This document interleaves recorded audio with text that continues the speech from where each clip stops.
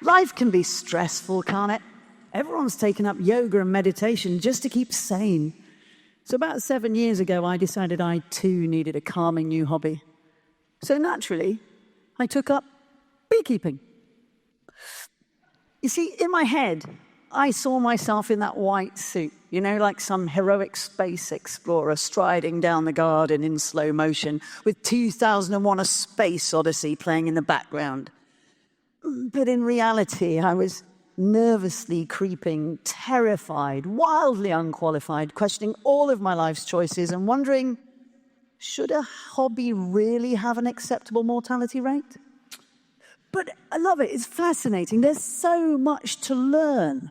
You see, the hive is not a dictatorship, but it's not a democracy either.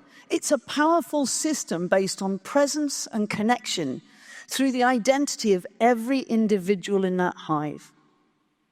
I've been developing global leadership teams for almost 30 years, and I have come to understand that fearless leaders require fearless team members, and the foundation of that is a strong and clear identity. And it occurred to me that bees can teach us a thing or two about identity. So how does the queen control the hive? I'd really like to tell you she does it through bee mail, but I do aspire to a more sophisticated joke. So when a queen walks around the hive, she emits a pheromone, a chemical signature of who she is, her identity in physical form.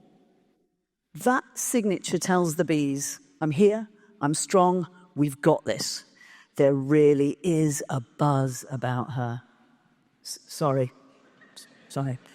Look, there's only about 47 more bee-based puns before I'm finished, so kind of get used to it, okay? But, you know, the queen, those chemicals keep the bees calm, cohesive, and connected. The bees follow her because her presence is literally felt. But what if the pheromones stop flowing?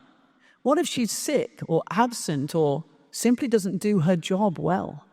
The hive responds instantly. Chaos ensues.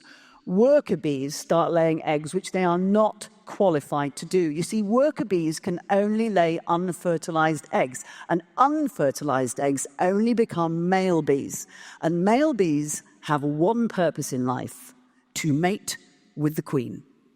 Now, for those of you thinking that sounds like a pretty cushy number, I need to share something with you. They get to do it once, it rips off their genitals, and they die. So, hey, swings and roundabouts, right? You see, too many male bees upsets the balance because it's the female bees that do all the work. I'm saying nothing. No? But that queen's pheromone is really, really important. Long story short, queen's pheromone stops, things fall apart. Our queen doesn't lead by ego, she leads by essence. So what trail do you leave behind? What do people feel in your presence or in your absence? And what if your identity is less about what you say about you and more about what other people feel when you walk in the room? And for the queen, it's not just her pheromone. She makes a noise too, a sound, not the buzzing sound we're used to, but a high-pitched noise known as piping. And this voice is not just heard, but it's felt as it vibrates through the comb. It sounds like this.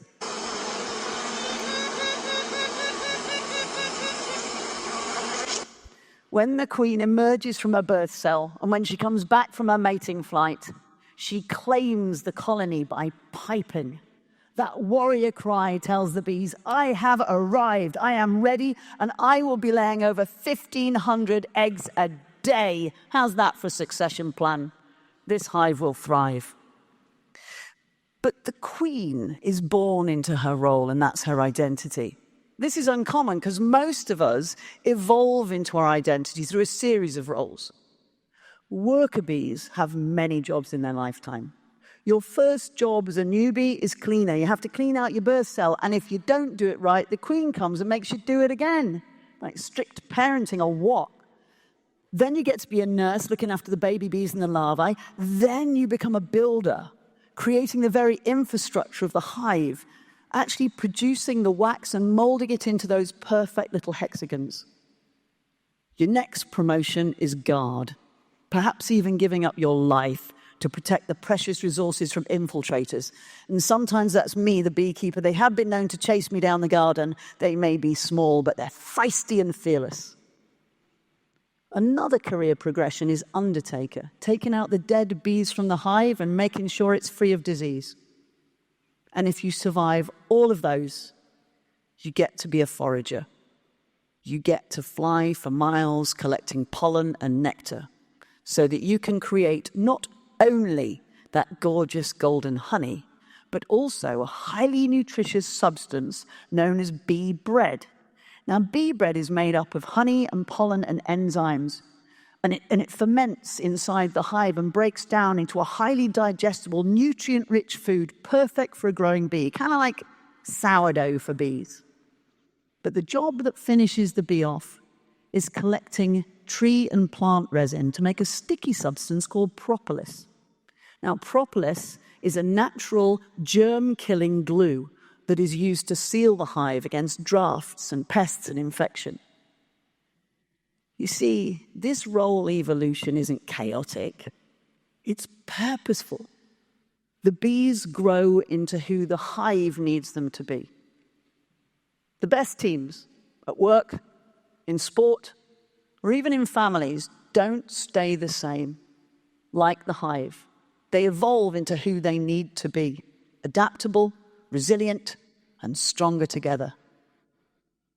You see, I believe that confidence doesn't come from constant achievement. It comes from a strong, clear, and positive identity.